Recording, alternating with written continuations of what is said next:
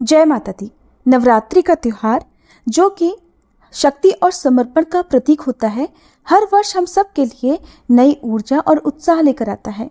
इन 9 दिनों में देवी दुर्गा की आराधना के लिए भक्त उपवास करते हैं और उपवास करने के लिए या देवी दुर्गा की पूजा करने के लिए सही पूजा सामग्री का होना बहुत जरूरी है, क्योंकि नवरात्रि की पूजा में सही सामग्री का होना बहुत महत्वपूर्ण है। अक्सर हमें पूजा करते समय लगता है कि कोई महत्वपूर्ण सामग्री छूट गई है, इसलिए मैं इस वीडियो में आपको नवरात्रि पूजा की सभी सामग्री के बारे में बताऊंगी कि कैसे आप अपनी पूजा को पूर्ण और सफल बना सकते हैं। नवरात्रि की पूजा के लिए क्या क्या सामग्री अति आवश्यक होती हैं, साथ ही आप ये भी जानेंगे कि इन सामग्रियों का क्या महत्व होता है और कैसे ये पूजन सामग्री आपकी पूजा को और भी विशेष बना सकती हैं। तो चलिए देवी माँ की कृपा के साथ अब इस यात्रा की शुरुआत करते हैं और जानते हैं नवरात्रि पूजा की सामग्री के बारे में। पूजा के लिए आपको चाहिए एक चौकी के ऊपर बिछाने के लिए लाल या पीला साफ वस्त्र, माँ दुर्गा की प्रतिमा ना हो तो आप तस्वीर की भी स्थापना कर सकते हैं। और इस दिन कलश की स्थापना भी की जाती है, तो कलश की स्थापना करने के लिए आपको चाहिए एक कलश। यदि आपके पास धातु का कलश है तो धातु का इस्तेमाल करें, नहीं तो आप मिट्टी के कलश का इस्तेमाल कर सकते हैं। मिट्टी के कलश को या मिट्टी के बर्तनों को पूजा में प्रयोग करना बहुत शुभ माना जाता है। कलश में डालने के लिए जो सामग्री है उसमें आप अक्षत, एक सिक्का, हल्दी की गांठ और लौंग का जोड़ा और एक सुपारी रखें, साथ में इत्र रखें। कलश के ऊपर स्थापित करने के लिए पानी वाला यानी जटा वाला नारियल आपको चाहिए, जिस पर लपेटने के लिए आपको चाहिए लाल चुनरी और कलावा। मंदिर में रखने के लिए कुछ दक्षिणा आपको चाहिए। यदि आप अखंड ज्योत 9 दिनों तक जलाना चाहते हैं तो अखंड ज्योत जलाने के लिए एक बड़ा दीपक आपको चाहिए। यदि मैं बात करूं दीपक कौन सा सही रहेगा, तो आपको मिट्टी का दीपक ही जलाना चाहिए।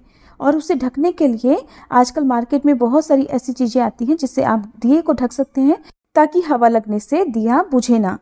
श्री दुर्गा सप्तशती की पुस्तक आपको चाहिए। यदि पुस्तक ना हो तो आप ऑनलाइन भी दुर्गा सप्तशती के पाठ पढ़ या सुन सकते हैं। हमारे चैनल पर भी पूरे 9 दिन तक दुर्गा सप्तशती के अलावा जो भी पूजा विधि या कथा है उनकी जानकारी दी जाएगी। आप चाहें तो हमारे चैनल पर भी सुन सकते हैं। माता रानी को अर्पित करने के लिए 16 श्रृंगार की सामग्री जैसे काजल, बिंदी, चूड़ी, मेहंदी आदि आपको रखना चाहिए। धूप, दीप, कपूर, कलावा, चंदन, रोली, मौली, अक्षत। यदि आप नवग्रह बनाना चाहते हैं और आपके पास नवग्रह यंत्र ना हो तो आप 9 सुपारियां लेकर जिस तरह से चौकी पर मैंने स्थापित किए हुए हैं उस तरह से नवग्रहों की स्थापना कर सकते हैं। यदि आपके पास नवग्रह यंत्र है तो आप अलग से इस तरह नवग्रह स्थापित ना करके केवल नवग्रह यंत्र की पूजा भी कर सकते हैं। साथ में आपको चाहिए गणेश भगवान की मूर्ति। गणेश भगवान की मूर्ति अलग से ना हो तो आप सुपारी पर कलावा लपेट कर उन्हें भी गणेश भगवान का प्रतीक मानकर उनकी पूजा कर सकती हैं। कलश में स्थापित करने के लिए आपको चाहिए आम या अशोक के 5, 7 या 9 पत्ते, जितने भी मिल जाएं। पत्ते साफ सुथरे होने चाहिए, कटे फटे ना हो। अगर आम या अशोक के पत्ते ना मिले तो आप पान के पत्ते भी कलश में स्थापित कर सकते हैं। माता रानी को अर्पित करने के लिए हर दिन आपको भोग में पान, सुपारी, लौंग, इलायची, बताशे ये तो चाहिए ही। इसके अलावा आप मौसमी फलों का और मिठाइयों का भोग लगा सकते हैं। इनके अलावा आपको माँ दुर्गा के जो विशेष भोग हैं वो हर दिन अर्पित करने के लिए उसकी व्यवस्था भी पहले से ही करके रख लेनी चाहिए। मंडप को सुंदर से सजाने के लिए आप चंदोवा आदि लगा सकते हैं, अबीर गुलाल से सुंदर रंगोली बना सकते हैं, पुष्पमाला से सुसज्जित कर सकते हैं। कोशिश करें कि जो आर्टिफिशियल चीज़ें होती हैं उन्हें आप पूजा में कम से कम प्रयोग करें। बहुत से लोग कलश की स्थापना करने के साथ ही अलग से ज्वारे भी बोते हैं, तो ज्वारे बोने के लिए आप चाहे मिट्टी का चौड़ा बर्तन ले सकते हैं। मिट्टी का चौड़ा बर्तन ना हो तो आप एक परात में मिट्टी और रेत मिलाकर उसमें ज्वारे बो सकते हैं। कलश की स्थापना यदि आप कर रहे हैं तो आपको 2 लाल चुनरी की आवश्यकता होगी, एक माता रानी को ओढ़ाने के लिए, दूसरा नारियल पर लपेटने के लिए। पहले दिन की पूजा में परिवार के सभी सदस्यों को अपने हाथ में मौली यानी कलावा लपेटना चाहिए, तो कलावा आपके पास होना चाहिए। और हवन सामग्री, पूजा की सामग्री में हवन सामग्री भी आप जरूर रख लीजिएगा।